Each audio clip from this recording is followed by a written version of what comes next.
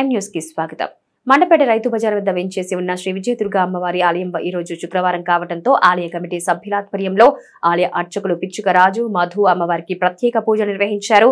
అనంతరం కటక్పూర్ కు చెందిన నిక్కల భానుప్రసాద్ కుటుంబ సభ్యుల సహకారంతో ఆలయం వద్ద ఆలయ సేవకులు బండారు కామరాజు తమ ఆలయ కమిటీ సేవకులతో కలిసి 400 మందికి అన్నదానం నిర్వహించారు. మండపేట పట్టణం రైతు బజార్ వద్ద వెంచేసి ఉన్న శ్రీ విజయదుర్గ అమ్మవారి ఆలయం వద్ద శుక్రవారం కావడంతో ఆలయ కమిటీ సభ్యుల పర్యవేక్షణలో ఆలయ అర్చకులు పిచ్చుక రాజు మధు ఆధ్వర్యంలో అమ్మవారికి వేకువజామునే వివిధ అభిషేకాలు ప్రత్యేక పూజలు నిర్వహించి భక్తులకు అమ్మవారి దర్శనం కల్పించారు.